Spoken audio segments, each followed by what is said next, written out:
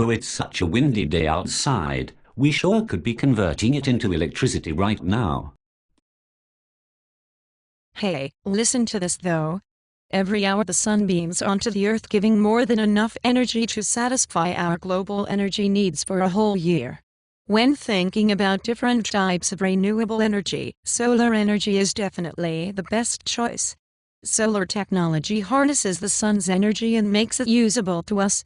With the technology being versatile and no carbon dioxide emissions, it is worthwhile for companies and individuals to look into.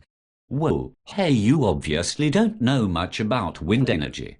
Wind energy is another renewable energy that is currently being more utilized than solar energy, both nationally and globally.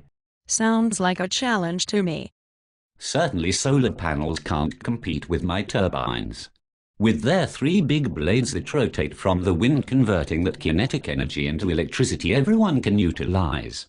Have you seen those things? They are basically big ugly fans. I wouldn't want one of them in my backyard. There are other options that yield less energy but are more aesthetically pleasing, such as those down at Metro Detroit Airport, which are called wind-spire turbines. These don't look like a large fan, rather a slender and somewhat artistic tower. There's also the option to put these wind farms out into the ocean, either built into the ground or perhaps with further technology on large floating devices to harvest the wind. That does not sound too appealing. Wind turbines in the ocean. My understanding is that it could do some damage to coastal regions in building them to native fish and other marine organisms. Since wind farms would be put not close to shore, they would often be close to a trench, potentially causing erosion on massive levels over time from the vibrating turbines slowly churning the ocean bottom. This is true, but it cannot be worse than an oil rig that malfunctions and dumps hundreds of thousands of barrels of oil into the ocean. Besides, solar energy has drawbacks as well, just as any technology. Some minor toxic wastes and alcohol solvents used to make the solar panels can accidentally get into the environment. Also, solar plants would be concentrating sunlight and potentially have the ability to kill insects or birds.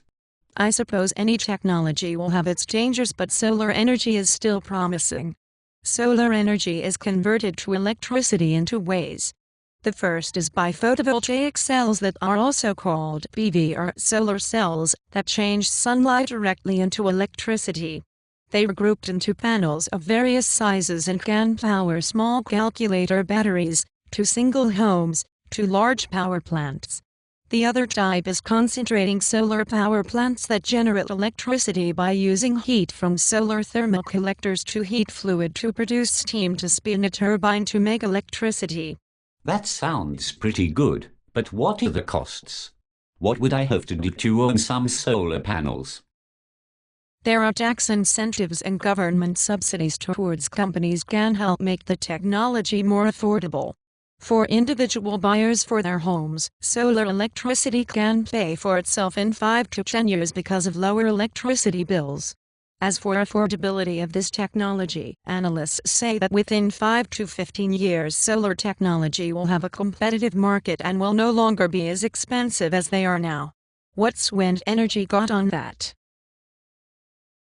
Well, for your information, the cost for wind turbines production is about $1,900 per kilowatt of energy, which is comparable to coal at $1,800 and is far superior to nuclear at $9,000. That sounds pretty good to me. Well, costs seem relatively similar. Considering these are both renewable energies, they really pay for themselves over time. Both would be a better advancement than using coal or even nuclear energy. I guess we should talk about net energy. Overall, solar technology is currently moderate compared to other forms. However, there is some advancement in solar cells that are yielding very high amounts of energy gain compared to investment. Such as the energy gained by solar cell has generating costs of 12.4 to 26.0 US cents per kilowatt hour with environmental costs of 0.7 US cents per kilowatt hour. This gives it a grand total cost of 13.1 to 26.7 US cents per kilowatt hour. Wind energy actually yields a high amount of net energy as well.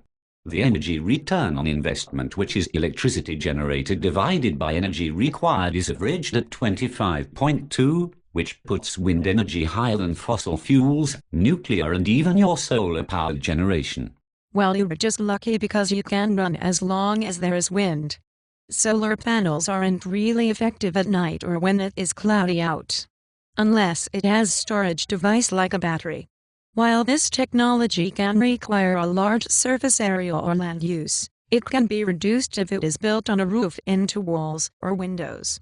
States like Nevada, Utah, Colorado, Arizona, New Mexico, part of California and part of Texas are the best areas for this technology to be implemented because they receive the most sunlight.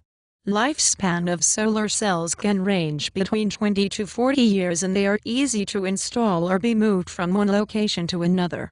The reliability of turbines is similar to your technologies.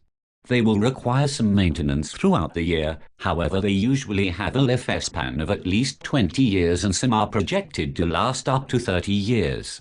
Yearly maintenance is around 120 hours, which requires the turbine to be down and therefore not harvesting energy. However, wind turbines are most efficient if they are only supplying energy for the local areas they are in. It is not efficient to have wind farms in Texas and use the produced electricity in Maine. Therefore, each state will have to produce their own wind farms or use the oceans to provide many of the coastal states, particularly southeast coast where wind energy yield is low. It is silly how underutilized both of our types of energy. That is true. In 2009, less than 1% of the United States electricity was from solar power.